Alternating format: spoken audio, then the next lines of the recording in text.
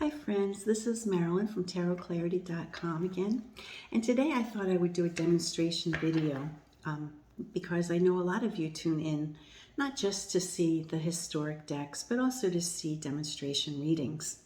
And for today's demonstration I decided to use a deck that I showcased a few weeks ago, which isn't an authentic historic deck, but one made in the style of a Tarot of Marseille, and that was the Tarot of Ambiguities by Alejandro R Rozan and published by Artisan Tarot.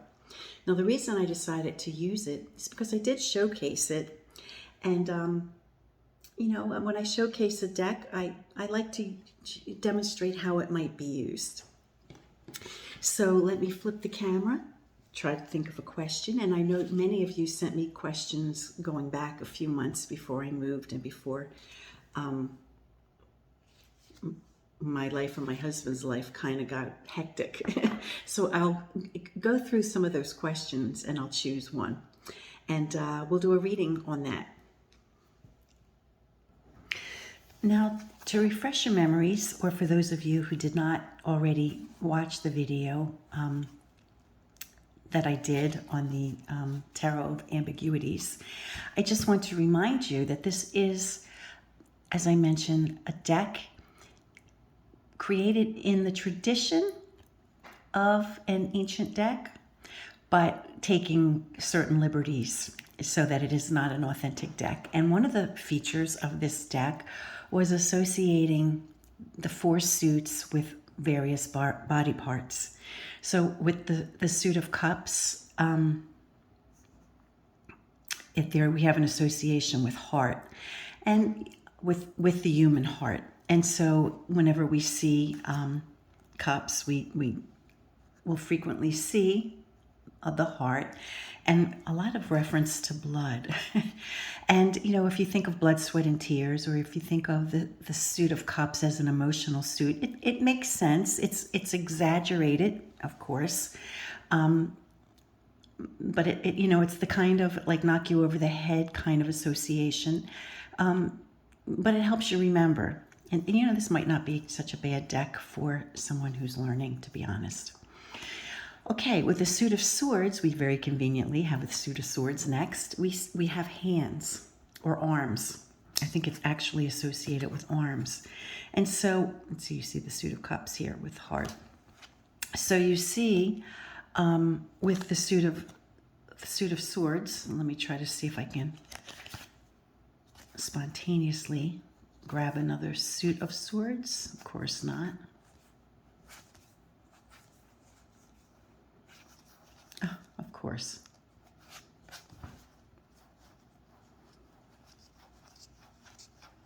Come on, two. Where are the swords? Here we go. Oh, that's the world. Sorry. Where I have all the swords in one spot. Well, here we have a king of swords with multiple hands.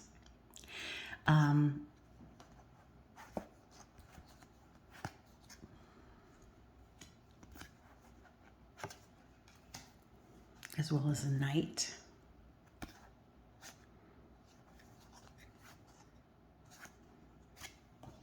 I'm glad I caught that before I shuffled the deck.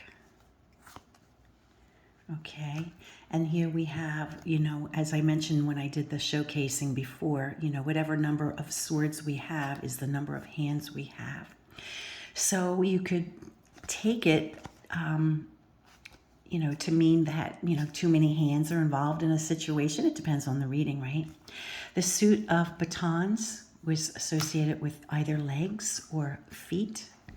And again, as with the suit of swords, at the number of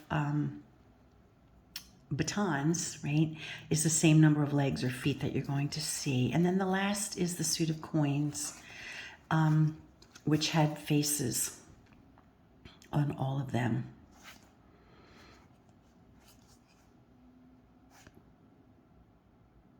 So actually that might be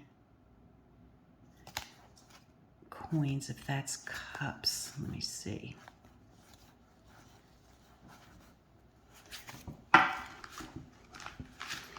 Well, this is a problem when you're doing it without staging it first, right? Okay, so this must be coins. Yeah, because the cups definitely have hearts. So the coins are the faces, okay? Which ought to be interesting when we see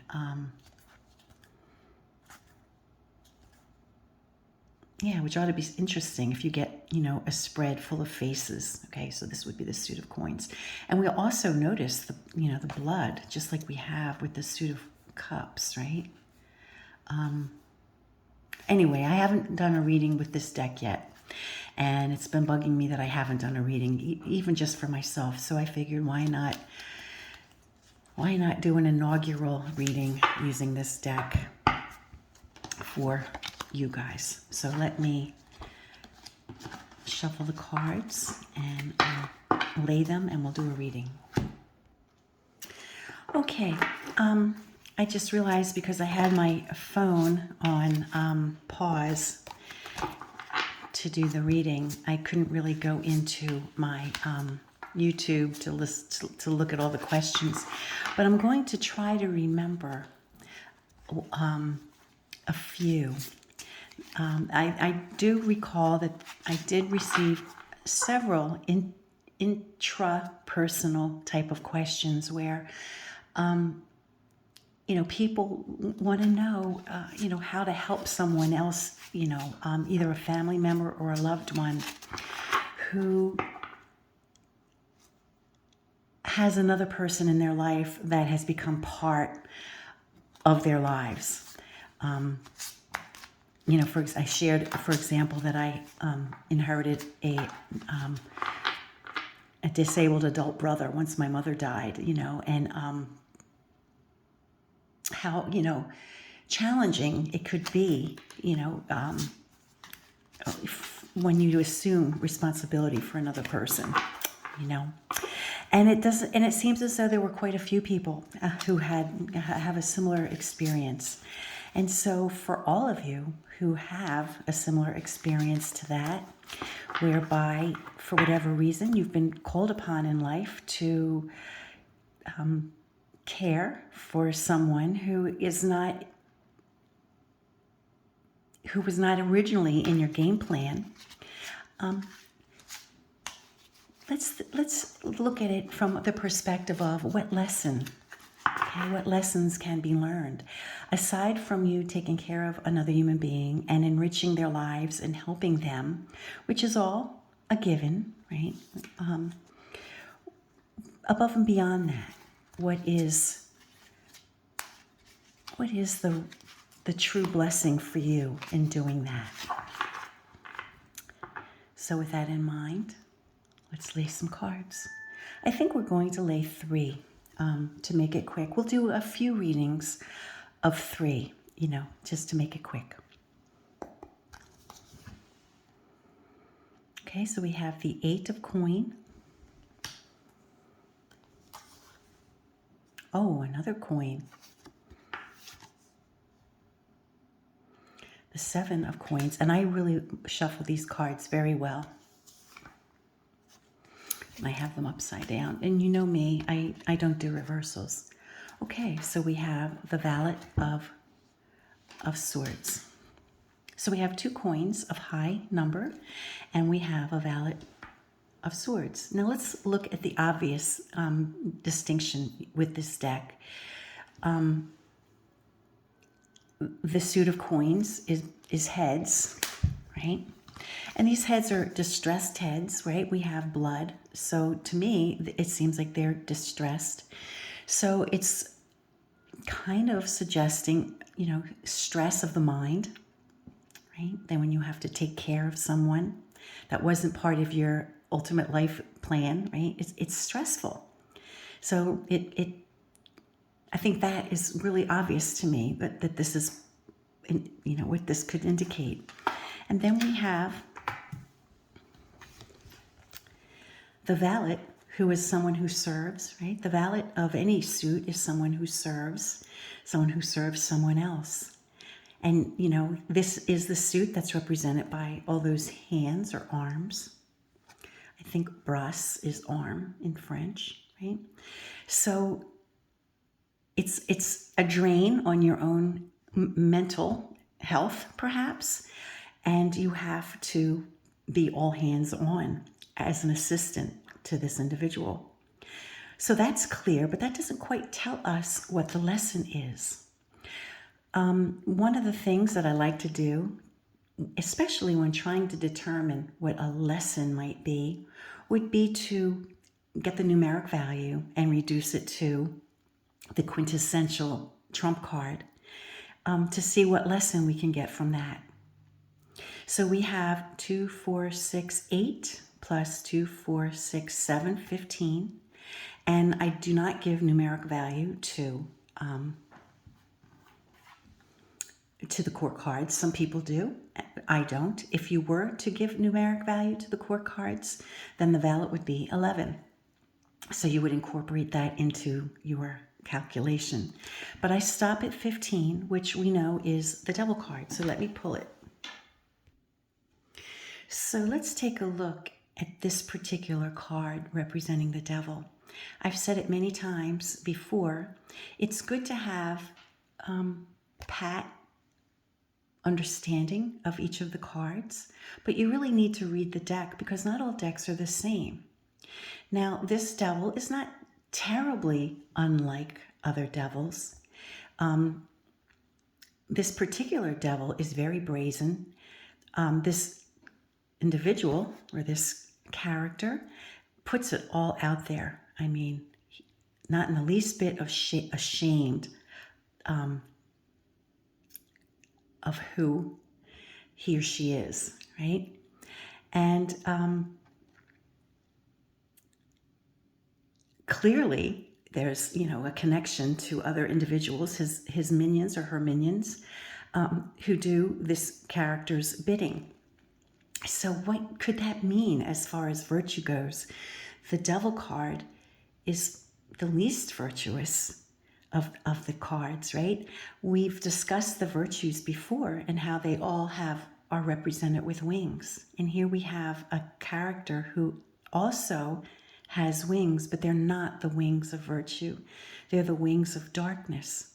And so, you know, if I were to interpret this card in terms of maybe other questions, it would be, you know, vice versus virtue, or doing something or overindulging in something that isn't good for you. Whereas with this card, with this this reading for this particular question, it would be to, I think my understanding of this in this context would be to test the limits of your humanity, right? To test what you're made of. And, you know, I think that's how I would interpret it. And of course, because I have a similar situation in my own life, I can't help but maybe internalize a little bit in recognition of, you know, how it's affected me also as a person who is the legal the person legally responsible for my brother. It's tested my humanity to the max, for sure, to take on what appears, you know, many times, I'll be honest, it feels like a burden, you know, many times, you know, it's like, why me? Why do I have this? And it keeps me humble. And so I hope that for any of you who are in this situation, and you'd like to know what is the lesson in it for me, I think it's a lesson in your humanity, and just recognizing and understanding and pushing your limit a little bit. The burden won't last forever. You know, burdens rarely last forever. Just long enough. And let's do another question. So since today is the Super Bowl, I thought it would be fun to do a little predictive reading. I don't typically do a lot of predictive readings, but every now and then it's fun, and it's fun to test yourself and just see what insights you can get. So I am testing the cards to see who will win the Super Bowl. Now, off camera, I handled and mixed the cards and concentrated on the question. And I only do a few on camera to show that it's not a staged,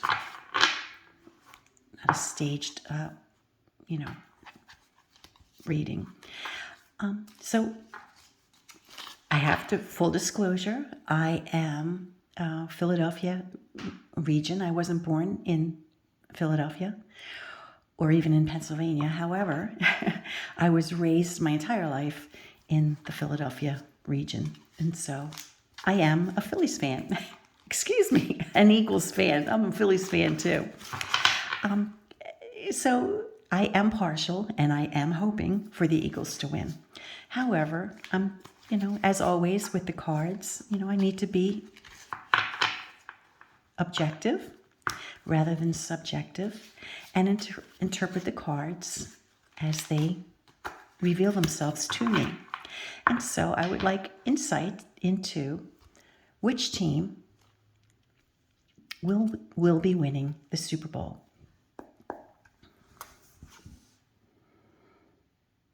So we have heart, and we have that's the sixth, right? The six of hearts, the six of cups. The four of batons associated with feet. The tower, which suggests an upset. Wow, that suggests an upset to me. So that neither of these, to me, represents either. Had I seen a lot of winged individuals, I would have said, well, the Eagles, for the obvious reason. Had I seen weapons, I might, well, here is a weapon. I might have thought the Chiefs, because weren't they suggestive of, warriors, right? And the hearts, well, it's very emotional. I mean, there's a lot of money invested in this game. There's a lot of emotion invested in this game. Some people will be devastated if their team does not win, right? So we have that going on. So maybe it looks like the Chiefs, because this, a baton could be seen as a weapon, right, for a warrior. It could be that they're doing great. They do well, and then there's a total upset that we have with the tower. Let's get more clues. Let's take a look at the quintessential. So we have 6 and 4 is 10. 10 and 16 is 26 minus 22, and we get 4. So we get the Emperor. So let's pull the Emperor. And I get the sick feeling that it's trying to say that the Emperor, being, the king warrior, I don't even want to say it. That the ultimate in warfare, right, is going to win. And God, I hope. But he's holding an eagle. He is holding an eagle. And the eagle is his symbol. So yes, it's the Eagles. Okay, so this is what I'm going to say. I'm going to say that it is perhaps the other team, the Kansas City, I think they're Chiefs, right? The Kansas City Chiefs come on strong, and they put up a good fight. But ultimately there's an upset, and the Eagles win. And this is why I don't do predictive, because obviously this could go either way. Obviously, it could be the warriors who are triumphant, you know, as with the triumphant emperor, who is ultimately the head honcho warrior, or because it's his symbol, the eagle, you know, being the ultimate winner. But because I am an Eagles fan, I am going to go with the idea that the eagle is triumphant. We'll find out later on this evening, right? And let's try one more reading to do 3. Okay, and the last reading that I just did now, you know,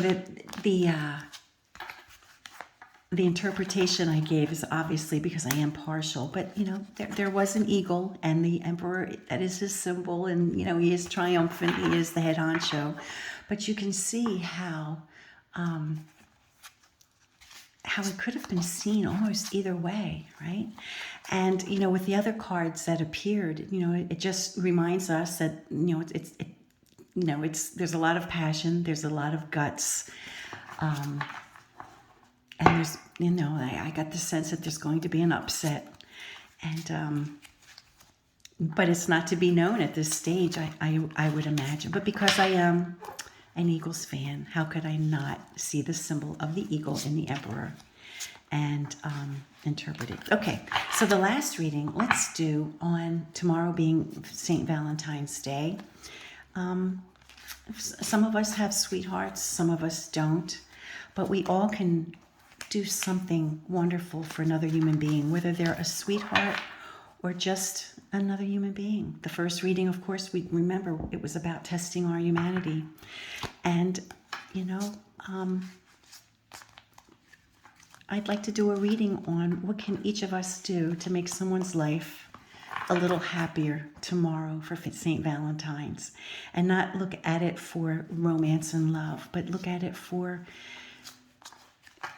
love of humanity. And what can we do collectively? What can each of us do for another human being tomorrow?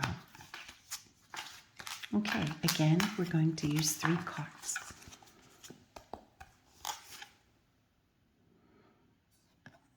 Okay, so we have the 7 of batons, which are represented by legs.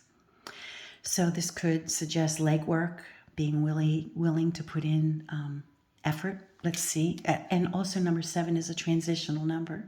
So let's see what the other cards will suggest. Oh, okay. We do have a card of romance. It could be interpreted as romantic. So maybe if we are in a partnership, to do something special for that individual, or do something loving for another human being. And again, we'll do the quintessential card to see if we can get a specific idea of what we could do that would be loving. Of course, it would be something that required some effort. Maybe we have to put in a little distance, right? If we're using the suit of baton and using the deck itself, which reads a little differently than other decks, right? So we see the foot, you have to do the leg work, you have to put in some effort. And the last card, another transition, okay, number 7. So we have 7, we have the Lover's card flanked by 2 7s, cards of transition, of moving, of progress, of moving forward. So that's pretty interesting. So taking something to the next level. So if you've been on the fence in a romantic partnership, not that I said we weren't going to deliberately do romantic readings, but how can we not with these cards? Be willing to like poop or get off the pot, right? You know, if you may be at a moment where you have to decide, is this going to go any further? Or is this as far as it goes? However, that would be for those of us who are in relationships, right? Or if you are in a committed relationship, then it could be, to do something for your other partner, your other self, right? Your significant person, that would take it to the next level, or to demonstrate something to the next level. It could be something as simple as, something's been upsetting your partner. Maybe you want to purchase something and your partner is like, yeah, we don't have the money, or we can't afford it right now. Well, to show a certain amount of love, taking it to the next step to demonstrate that you're willing not to purchase that. Something like that. Okay, now let's get the quintessential. We have 2 7s, which is 14. 14 and 6 is 20, which gives us judgment, right? Or the angel card. So let me pull judgment off camera so that you don't have to endure me going through the whole deck. Okay, in addition to what I already said, particularly if you are in a romantic partnership with someone, but the quintessential message, even for that, in addition to that, could be to come clean. When judgment appears, it is a kind of coming clean. It could be, announcements can be made. I mean, this angel is clearly announcing that it's time to be held accountable, right? But in a broader sense, it could be seen as,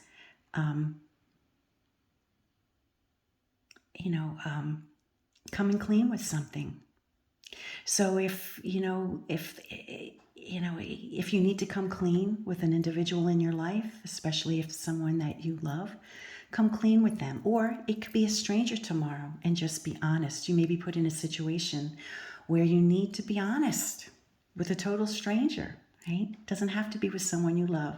Remember, the question was about, what can I do for another human being? In terms of, for tomorrow being a day of love, right? What loving gesture could I do? And it just might be as simple as being honest with someone, or all the things I've already mentioned. Okay, friends, so I think that'll be it for today. I hope these readings have helped you, maybe look at this deck.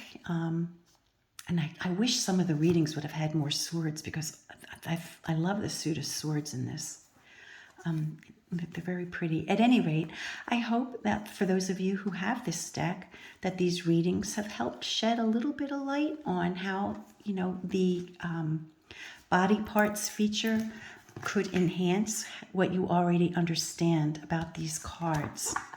And if you do like my style of reading, don't forget, I teach. I have, I think, a pretty decent tarot class that I offer for $250 USD. And I'm proud of my work with that course. And if you haven't checked it out, please do. I'll put the link down below in my descriptive area. But if you like my videos that I do, and I'm pretty generous, I give a lot of information, but I reserve the most information for my course and my lessons. So if you like what you see with these free videos, I think you'll really like what you'll see if you take my course. So that's just me plugging myself, which I'm not particularly good at. Until next time, friends. Peace and stay well.